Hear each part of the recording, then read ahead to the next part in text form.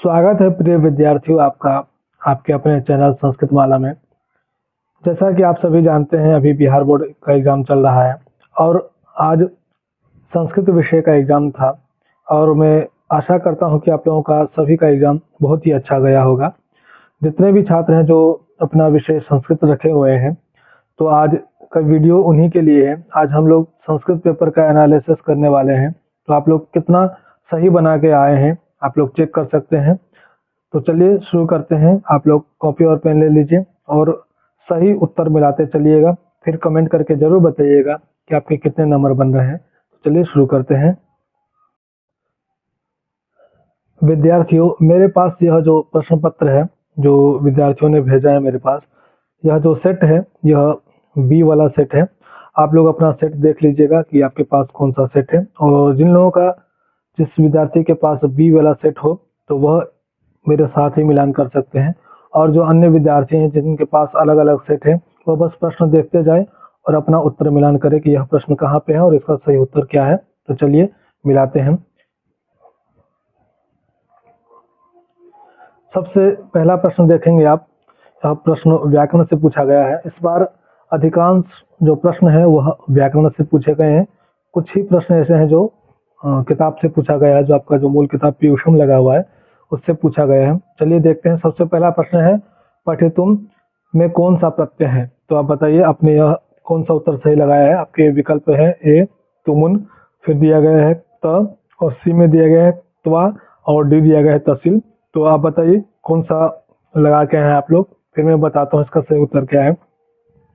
विद्यार्थियों, यह जो पठितुम लिखा गया है इसमें जो तुमुन प्रत्यय है, ऑप्शन ए सही आंसर है इसका। आपने अगर तुमुन लगाया है तो आपका यह प्रश्न जो है बिल्कुल सही है। अगला प्रश्न देखिए, बालिका में कौन सा स्त्री प्रत्यय प्रयुक्त है? तो आप ऑप्शन देख सकते हैं। गीप दिया गया है, बी में गीश दिया गया है, सी में गीन दिया गया है, और डी में टाप दिया गया है। तो बताइए इसमें आप लोग क्या लगा के आए हैं। इसका जो सही उत्तर है वह डी टाप जो है यह इसका सही उत्तर है। अगला प्रश्न है कि लेखितुम का प्रकृति प्रत्यय निम्न में कौन सा है? तो आप देख सकते हैं आपका जो विकल्प दिया गया है लेख जोड़ तुमुन, फिर दिया गया है लिख जोड़ तुमुन, फिर ऑप्शन दिया गया है सी में लिख जोड़ तहसील और लिख जोड़ त। तो बताइए लेखितुम में कौन सा प्रकृति और प्रत्यय है? तो विद्यार्थियों, इस प्रश्न का जो सही उत्तर है ऑप्शन बी यह सही उत्तर है, लिख जोड़ तुमुन यह सही उत्तर है। चौथा प्रश्न देखिए, अध्यात्म में कौन सा उपसर्ग है? तो विकल्प दिया गया है अभी, फिर बी में दिया गया है आंग, और सी दिया गया है अधि, और डी दिया गया है अति। तो बताइए अध्यात्म में कौन सा उपसर्ग है? आपने कौन सा ऑप्शन मार्क किया है? जी हाँ, ऑप्शन सी जो है इसका सही उत्तर है, अधि यह सही उत्तर है। इस प्रश्न का उत्तर ये रहा। चलिए अगला प्रश्न देखते हैं। मैं थोड़ा गति बढ़ाऊंगा, थोड़ी सी गति बढ़ेगी विद्यार्थियों, क्योंकि प्रश्न 100 प्रश्न हमको करने हैं, तो आप बस उत्तर का मिलान करते चलिएगा। निर्बंध, निर्बंध में कौन सा उपसर्ग है? तो यहाँ पे बताइए आप लोग क्या लगाए हैं। यहाँ पे जो है निर उपसर्ग है। आप लोग कमेंट भी करते चलिएगा कि आपके कितने नंबर बन रहे हैं। चलिए अगला प्रश्न है, अव उपसर्ग से निर्मित पद कौन सा है? तो अयोग्य या अवरोध, अभिमान, और डी दिया गया है आरोपण। तो इसका सही उत्तर क्या है? अवरोध। फिर प्रश्न पूछा गया है, सह व्याघ्रात विभेति वाक्य के व्याघ्रात पद में पंचमी व्यक्ति किस सूत्र से हुई? विद्यार्थी यहाँ देखिए, व्याघ्रात जैसे बालकात, ठीक वैसे ही यहाँ पे व्याघ्रात में पंचमी व्यक्ति हुई है, लेकिन यह पूछ रहा है कि किस सूत्र से हुई। तो विकल्प देखिए, ध्रुव पाय पादान इससे हुई है, या अपादान पंचमी से, अभित्रार्थानाम भय हेतु, या आख्यातोपयोगी। यह जो सूत्र है 4 सूत्र दिए गए हैं, इसमें से किस सूत्र से हुआ है? तो बताइए। इसका जो सही उत्तर है विद्यार्थियों ऑप्शन सी सही उत्तर है, भीत्रार्थानाम भय हेतु। आगे देखिए अगला प्रश्न दिया गया है, कर्ण तृतीया सूत्र से किस वाक्य में तृतीया विभक्ति हुई है? तो बताइए। ऑप्शन दिया गया है श्यामः कलमेन लिखति, बी दिया गया है विप्रेण वेदः पठ्यते, सी में दिया गया है पिता पुत्रेण सह गच्छति, और डी दिया गया है गोपालः पादेनः खंजः अस्ति। तो इस प्रश्न का जो सही उत्तर है वो है ऑप्शन ए। ठीक है, श्यामः कलमेन लिखति, यह सही उत्तर है। चलिए आगे देखते हैं, क्रिया विशेषण में कौन सी विभक्ति प्रयुक्त हुई है। तो क्रिया विशेषण में कौन सी विभक्ति होती है बताइए। ये ऑप्शन डी इसका सही उत्तर है, आप लोग लगा लीजिएगा। जहां भी आपको यह प्रश्न दिखे क्रिया विशेषण वाला जो सेट आपके पास होगा, यह प्रश्न ढूंढिए कि क्रिया विशेषण वाला प्रश्न कहाँ है और इसका सही उत्तर क्या है, तृतीया विभक्ति। चलिए आगे देखते हैं, एतत् शब्द का रूप निम्न में कौन सा है। तो एतत् शब्द का रूप बनता है एषः, यह सही उत्तर है। प्रिय विद्यार्थियों, अगर आप संस्कृत परीक्षा की तैयारी कर रहे हैं और किसी भी परीक्षा की तैयारी कर रहे हो और उसमें आपका अगर सब्जेक्ट संस्कृत है तो आप हमारे चैनल से जुड़ सकते हैं। हमारे चैनल को सब्सक्राइब कर लीजिए, विशेषकर संस्कृत के लिए। चलिए आगे बढ़ते हैं अपने प्रश्नों की ओर। आगे पूछा गया है, शिक्षा संस्कार कितने हैं। शिक्षा संस्कार कितने हैं तो बताइए। ऑप्शन दिए गए 6, 5, 3 या 8। तो आप जानेंगे यहाँ जो ऑप्शन ए दिया गया है वो क्या है, 6, यह सही उत्तर है। जब आप लोग शिक्षा ग्रहण करते हैं उस समय में क्या 6 संस्कार होते हैं आपके। 12वां प्रश्न देखिए, नीति श्लोकाः पाठ महाभारत के किस पर्व से संकलित है। तो विकल्प दिए गए हैं भीष्म पर्व से, बी में दिया गया है आदि पर्व से, सी दिया गया है उद्योग पर्व से और डी दिया गया है शांति पर्व से। तो इस प्रश्न का जो सही उत्तर है ऑप्शन सी, यह सही उत्तर है उद्योग पर्व से। ठीक है, आप लोग लगा लीजिएगा ऑप्शन सी उद्योग पर्व। फिर पूछा गया है उत्तम शांति क्या है। तो उत्तम शांति क्या है, विद्या है या धर्म है या क्षमा या अहिंसा। तो इसका भी सही उत्तर क्या है, ऑप्शन सी सही उत्तर है, क्षमा जो है उत्तम शांति है। आगे देखिए, आगे पूछा गया है, भीखन टोला गांव को देखने कौन आए। तो भीखन टोला जो गांव है उसको देखने के लिए कौन आए थे, शिक्षक आए थे। ठीक है, यह जो है सही उत्तर है। टंकारा ग्राम किसका जन्म स्थल है। ठीक है, टंकारा ग्राम जो है यह वो किसका जन्म स्थल है, स्वामी विवेकानंद जी का है या स्वामी सहजानंद जी का या स्वामी दयानंद जी का या स्वामी विरजानंद जी का। तो इसका जो सही उत्तर है वह स्वामी दयानंद सरस्वती है। ठीक है, यह सही उत्तर है। आगे देखिए, पूछा गया है कि सत्यार्थ प्रकाश पुस्तक की रचना किस भाषा में हुई है। तो इसका सही उत्तर क्या है, यह जो है हिंदी भाषा इसमें। ठीक है, आगे प्रश्न पूछा गया है, मंदाकिनी वर्णनम पाठ रामायण के किस सर्ग से संकलित है। तो देखिए, यह जो विकल्प दिए गए हैं आपके पास वह अलग अलग सर्ग दिया गया है। तो उसमें बताना आपको कि मंदाकिनी वर्णनम का जो पाठ है वह रामायण के किस सर्ग से लिया गया है। तो 95 नंबर जो सर्ग है यह सही उत्तर है इसका। चलिए आगे देखते हैं, अगला प्रश्न पूछा गया है, विशालाक्षी किसका संबोधन है। तो यह किसका संबोधन है, सीता के लिए किया गया। ये जब आप लोग मंदाकिनी चैप्टर पढ़े होंगे तो वहां भी आता है विशालाक्षी करके।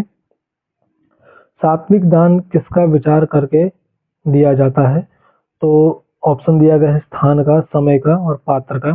तो बताइए इसका आप लोग क्या लगा के आए हैं। जी विद्यार्थियों, जो 19वां प्रश्न है, सात्विक दान किसका विचार करके दिया जाता है, इस प्रश्न का जो उत्तर है ऑप्शन डी सही उत्तर है इनमें से सभी का। आगे प्रश्न है, जन्म से कवच और कुंडल किसे प्राप्त थे। तो जन्म से ही कवच और कुंडल किसे प्राप्त थे। तो हम जानते हैं यह कर्ण को प्राप्त थे। देवही किस विभक्ति का रूप है। तो देवही किस विभक्ति का रूप है बताइए, तृतीया विभक्ति का यह रूप है। अगर आप लोग इससे पहले एक में मैराथन क्लास लेके आया था आप लोगों के लिए, अगर वह वीडियो आप लोग देखे होंगे तो अधिकांश आप जो चैप्टर से जो भी प्रश्न पूछे गए हैं वो आपको सारे ही बन जाएंगे अगर वो वीडियो आप लोग देखे होंगे तो। ठीक है, चलिए, लेकिन इस बार व्याकरण से बहुत ज्यादा ही पूछा गया है। अगर आप लोग ने तैयारी अच्छी की होगी तो व्याकरण के प्रश्न भी आप लोग हल जरूर कर लेंगे, क्योंकि बहुत ही आसान प्रश्न पूछा गया है, व्याकरण से भी पूछा है लेकिन आसान पूछा है। अस्माकम का मूल शब्द क्या है। तो यह अस्मद का रूप है। ठीक है, और अष्टाध्यायी किसकी रचना है। तो यह पाणिनि जी की रचना है। आगे बढ़ते हैं, कौमुदी महोत्सव का आयोजन किस ऋतु में प्रचलित था। तो यह शरद ऋतु में प्रचलित था। आलस्य को किसके समान बताया गया है। तो आलस्य को मित्रों शत्रु के समान बताया गया है। यह प्रश्न का उत्तर क्या है, शत्रु के समान। फिर पूछा गया आपसे कि पटना शब्द की उत्पत्ति किस शब्द से हुई है। तो पतन शब्द से हुई। ठीक है, और अगला प्रश्न है कि आलसियों का शरणदाता कौन है? तो वो कौन है? कारुणिक। ठीक है, जो करुणा से भरे लोग हैं उनको ही क्या है, आलसियों पर दया आती है और किसी को नहीं। फिर पूछा गया कि अथर्ववेद में कितनी लेखिकाओं का उल्लेख मिलता है? तो इस प्रश्न का जो उत्तर है वह है ऑप्शन सी जो दिया गया है 5, यह सही उत्तर है। अगला प्रश्न देखिए कि पंडिता क्षमा राव किस दर्शन से प्रभावित थी? तो वह जो थे वह गांधी दर्शन से प्रभावित थी। यह सब क्या है, आपके किताब से ही पूछा गया है। और ये जो प्रश्न है आप देख सकते हैं, ये दोनों ही प्रश्न मैंने कराए हैं। आप देख सकते हैं मेरा वीडियो जाके, मैराथन क्लास जो आप लोगों को लिया था उसमें दोनों ही प्रश्न करवाए गए हैं। चलिए आगे देखते हैं। निम्न में से कौन दक्षिण भारतीय संस्कृत लेखिका नहीं है? देखिएगा आप, नहीं है ऐसा पूछा गया है, तो इसका जो सही उत्तर है पंडिता क्षमा राव, यह सही उत्तर है। फिर अगला प्रश्न देखिए, विनम्रता किसका नाश कर देती है? तो यह अपयश का नाश कर देती है। ठीक, आगे देखिएगा, प्रश्नोत्तर शैली में लिखित ग्रंथ निम्न में कौन सा है? तो इस प्रश्न का उत्तर क्या है बताइए, आप लोग क्या लगा के आए हैं? प्रश्नोत्तर शैली में लिखित ग्रंथ निम्न में कौन सा है? तो इस प्रश्न का उत्तर है विद्यार्थियों विदुर नीति। यह प्रश्नोत्तर शैली माध्यम से लिखा गया ग्रंथ है विदुर नीति। जन्म पूर्व संस्कारों की कुल संख्या कितनी है? तो ये क्या है, जन्म से पूर्व कितने संस्कार है? 3। यह प्रश्न भी मैंने अपने वीडियो में करवाया है, आप जाके देख सकते हैं। और वहां पे बाकायदा मैंने यह बताया है तो जन्म से पूर्व कितने संस्कार है, शिक्षा जब हम ग्रहण करते तब कितने संस्कार है, उसके पश्चात कितने संस्कार है, कौन सा संस्कार कब होता है और किस संस्कार के अंतर्गत कौन सा संस्कार होता है, सारा मैंने बताया है अगर आप लोग वीडियो देखे होंगे तो। चलिए आगे बढ़ते हैं।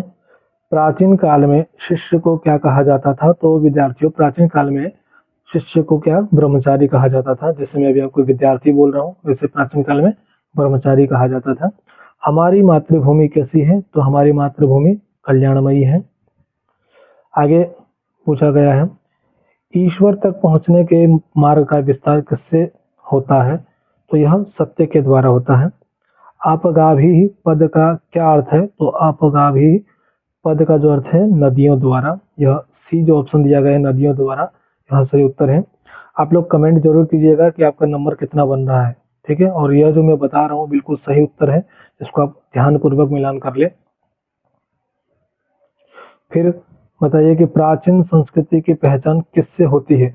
तो प्राचीन संस्कृति की पहचान किससे होती है बताइए, धर्म से या कर्म से या संस्कार से या स्वभाव से? तो विद्यार्थी इस प्रश्न का जो सही उत्तर है संस्कार से, यह सही उत्तर है। मैत्रेयी कौन थी? तो मैत्रेयी जो थी याज्ञवल्क्य की पत्नी थी। शास्त्रार्थ कुशला कौन थी? ठीक है, जो अगला प्रश्न पूछा गया है कि शास्त्रार्थ कुशला कौन थी? तो शास्त्रार्थ कुशला जो थी वो कौन थी? वो थी गार्गी। ऑप्शन में दिखा, हाँ ये रहा ऑप्शन सी जो दिया गया है, यह गार्गी सही उत्तर है। फिर पूछा गया है कि स्वार्थ किसको बढ़ाता है? तो स्वार्थ जो है वह द्वेष को बढ़ाता है। ठीक है, आगे बढ़िए। आगे दिया है अंगराज किसे कहा गया है? तो अंगराज जो है वह कर्ण को कहा गया था।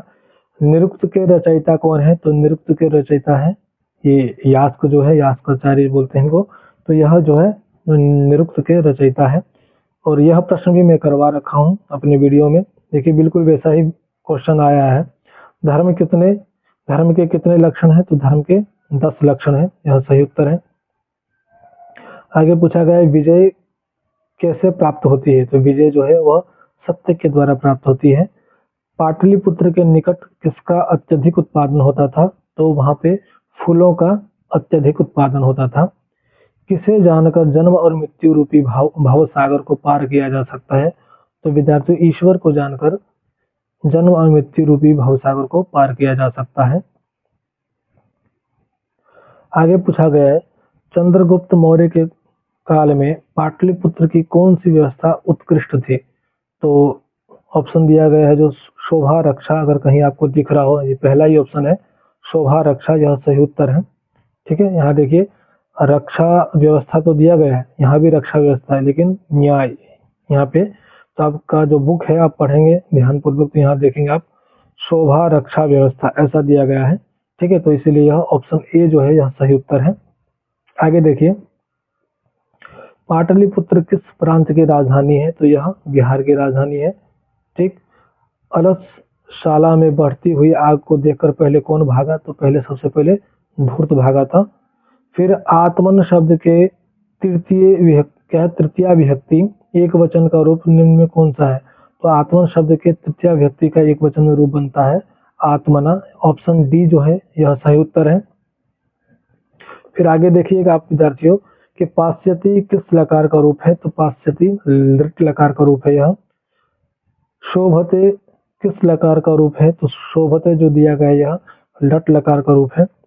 विरक्तो भूत में कौन सी संधि है? तो यहाँ पे पररूप संधि है। ऑप्शन डी इसका सही उत्तर है।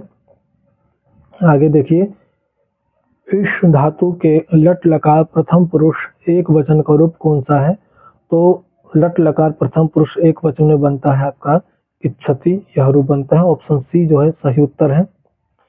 आप लोग मिलाते चलिए साथ साथ में। देह रक्षा में कौन सा समास है? तो देह रक्षा में विद्यार्थियों तत्पुरुष समास हुआ। अभिज्ञानम शब्द में कौन सा उपसर्ग है? तो यहाँ पे अभि उपसर्ग है। फिर पूछा गया है कि बहुव्रीहि समास का उदाहरण निम्न में कौन सा है? तो यहाँ पे जो देख रहे हैं आप लोग लंबोदरः, यह जो सही उत्तर है इसका। कर्मणि वीरः का समस्त पद निम्न में कौन सा होगा? तो कर्मणि वीरः का जो समस्त पद होगा वह होगा कर्म वीरः, यह सही उत्तर है। कुल गुरु में कौन सा समास है? तो यहाँ पे आप देखिएगा ऑप्शन डी जो दिया गया है तत्पुरुष समास, यह सही उत्तर है। मैथिली भाषा के कवि कौन है? तो मैथिली भाषा के कवि हैं विद्यापति जी, यह सही उत्तर है। आगे देखिए, आगे दिया गया है स्वर संधि के कितने प्रमुख भेद हैं? तो स्वर संधि के विद्यार्थियों 5 भेद हुए, यह इसका सही उत्तर है। विद्यार्थी का संधि विच्छेद निम्न में कौन सा है? तो ऑप्शन आपको कहीं दिखाई दे रहा होगा विद्याज और अर्थी, यह देखिए पहला ही ऑप्शन दिया गया है विद्याज और अर्थी, यह सही उत्तर है विद्यार्थी। किस संधि में व्यंजन के साथ व्यंजन अथवा स्वर के मेल से विकार उत्पन्न होता है? बताइए, किस संधि में व्यंजन के साथ व्यंजन अथवा स्वर के मेल से विकार उत्पन्न होता है? तो यह हो जाएगा आपका विसर्ग संधि, इसका सही उत्तर है। राजपुरुषः पद में कौन सा समास है? तो यहाँ पे तत्पुरुष समास हुआ। आगे पूछा गया है महादेव पद का विग्रह क्या होता है? तो महादेव, यह जो ऑप्शन दिया गया है महान देव, ऑप्शन डी सही उत्तर है। नीलम कमलम का समस्त पद निम्न में कौन होगा? तो नील कमलम, तो ऑप्शन जो दिया गया है नील कमलम, ये जो ऑप्शन बी दिया गया है ना नील कमलम, यह है सही उत्तर इसका। आगे पूछा गया है गच्छेद किस प्रकार का रूप है? गच्छेद किस प्रकार का रूप है? तो यह लोट लकार का रूप है। खाद धातु के लृट लकार प्रथम पुरुष एक वचन का रूप निम्न में कौन सा है? तो खाद धातु के लृट लकार और प्रथम पुरुष का एक वचन में बनता है खादिष्यति, ऑप्शन डी सही उत्तर है खादिष्यति। फिर पूछा गया है भू धातु का अर्थ क्या होता है? तो भू धातु का अर्थ होता है होना, ऑप्शन बी सही उत्तर है। फिर है मनः रंजनम इति संधि, मनः रंजनम की संधि होगी तो क्या हो जाएगा? मनः रंजनम मनोरंजनम, ठीक है, क्या हो जाएगा? मनोरंजन, ऑप्शन डी सही उत्तर है। फिर पूछा गया है स्वेच्छा का संधि विच्छेद निम्न में कौन सा है? तो स्व जोर इच्छा क्या हो जाता है? स्वेच्छा, ऑप्शन बी सही उत्तर है। अब आगे देखिए, आगे प्रश्न पूछा गया है अ और उ के मेल से कौन सा नया वर्ण मिलता है? जब हम अ और उ को मिलाएंगे तो कौन सा वर्ण बनेगा? तो बनेगा ओ, ठीक है, यह गुण संधि से प्रश्न पूछा गया है। आगे फिर पूछा गया है कि अन्यत न की संधि क्या होगी? तो अन्यत न की संधि क्या होगी? अन्यत्र, ऑप्शन डी सही उत्तर है। फिर एक प्रश्न पूछा गया है, देखिएगा आप लोग यहाँ पे कि काल कारक वचन पुरुष लिंग आदि के कारण किन शब्दों के रूप नहीं बदलते हैं? तो ये क्या है? वो अव्यय है जिसका रूप कभी भी नहीं बदलता है। फिर है साथ के अर्थ वाले शब्दों के योग में गौणकर्ता में कौन सी विभक्ति होती है? साथ के अर्थ वाले शब्दों में के योग में गौणकर्ता में कौन सी विभक्ति होती है? तो बताइए इसका ऑप्शन क्या है और आप लोग क्या लगा के आए हैं इसमें? तो इसका जो सही उत्तर है तृतीया विभक्ति, यह ऑप्शन बी जो है सही उत्तर है। फिर आगे पूछा गया निम्न में से कौन सा शब्द आकारांत है। ठीक है, तो आकारांत पूछा गया है, तो यह गीता, यह आकारांत है। निर्गतम में कौन सा उपसर्ग है, तो निर्गतम में क्या है, निर उपसर्ग है। ठीक है, निर उपसर्ग है। चलिए आगे बढ़ते हैं हम। आगे पूछा गया अनुक्त कर्ता और करण कारक में कौन सी विभक्ति होती है, तो हम जानते हैं करण कारक में तृतीया विभक्ति होती है। ऑप्शन बी जो है इसका सही उत्तर है। उदिते सूर्य सह स्नाति वाक्य के रेखांकित पद में कौन सी विभक्ति है, तो जो रेखांकित पद है विद्यार्थियों उसमें क्या है, सप्तमी विभक्ति है। ऑप्शन ए आपका सही उत्तर है। आगे देखिए, पाश्चात्य देशों में शास्त्र को क्या कहा जाता है, तो पाश्चात्य देशों में विद्यार्थियों शास्त्र को अनुशासन कहा जाता है। ऑप्शन बी सही उत्तर है, अनुशासन। वराह मिहिर द्वारा रचित ग्रंथ निम्न में कौन सा है, तो इसका सही उत्तर बताइए, क्या लगाए हैं आप लोग। इस प्रश्न का जो सही उत्तर है ऑप्शन सी जो है सही उत्तर है, बृहद संहिता। फिर है दानवीर कौन था, तो दानवीर कौन था, कर्ण, यह भी सही उत्तर है। चलिए आगे पूछा गया है शांति किससे स्थापित होती है, तो शांति जो है मित्रों वह मैत्री भाव से स्थापित होती है। इस प्रश्न का उत्तर क्या हुआ, मैत्री भाव। दुराचारी कौन था, तो दुराचारी क्या है, बाघ। यह व्याघ्रपति कथा आप लोग पढ़े होंगे, वहीं से लिया गया है प्रश्न यह। मंदाकिनी नदी किस पर्वत के निकट बहती है, तो यह चित्रकूट पर्वत के निकट बहती है।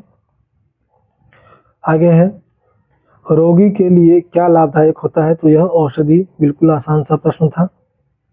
फिर आगे पढ़िए, विरजानंद कहाँ रहते थे, तो विरजानंद जो थे विद्यार्थी वह मथुरा में रहते थे। ऑप्शन बी जो सही उत्तर है। डीएवी विद्यालय की स्थापना कब हुई, तो वो हुई 1883 में, ये भी मैं करवाया हूँ। राम प्रवेश राम के परिवार में सदस्यों की संख्या कितनी थी, तो बताइए इसमें आप क्या लगाए हैं। तो विद्यार्थी इस प्रश्न का जो सही उत्तर है ऑप्शन बी जो है 4। हाँ, ये 4 जो है यहाँ सही उत्तर है। एक वह राम प्रवेश राम खुद, फिर उनकी एक पत्नी और एक बेटा और एक बेटी, टोटल 4 लोग थे। चलिए अब आगे देखते हैं क्या पूछा गया है कि पुरुषों और नारियों के समान महत्व को किस पाठ में उजागर किया गया है, तो बताइए इस प्रश्न का सही उत्तर क्या है। पुरुषों और नारियों के समान महत्व को किस पाठ में उजागर किया गया है, तो ये ऑप्शन सी जो दिख रहा है, संस्कृत साहित्य लेखिका, यह सही उत्तर है। भूजोक्त्वा कौन सा शब्द बनता है, तो बनता है भूत्वा। सीमन डाप से कौन सा शब्द बनेगा, तो बनेगा सीमा। ऑप्शन सी सही उत्तर है। आगे बढ़िए, आगे दिया गया है किशोरी में कौन सा स्त्री प्रत्यय है, तो किशोरी में गी प्रत्यय है। ऑप्शन ए जो है यहाँ सही उत्तर है। मति शब्द का रूप सप्तमी विभक्ति बहुवचन में क्या बनेगा, तो बनता है मतीषु। ठीक है, सप्तमी बहुवचन में बनता है मतीषु। पितरी किस विभक्ति का रूप है, तो यह पितरी जो दिया गया है आपका वह सप्तमी विभक्ति का रूप है। ऑप्शन सी जो है सही उत्तर है। आगे, नदी शब्द के तृतीया विभक्ति एक वचन का रूप निम्न में कौन सा है, तो तृतीया विभक्ति के एक वचन में बनता है नद्या। शु धातु के लिट लकार प्रथम पुरुष एक वचन का रूप क्या होगा, तो देखिए लिट लकार में पूछा गया है वो भी प्रथम पुरुष का एक वचन, तो क्या हो जाएगा, श्रोष्यति। यह सी ऑप्शन सही है। फिर देखिए पूछा गया कि परा उपसर्ग से कौन सा शब्द बना है, तो परा उपसर्ग से बना है आपका पराजय।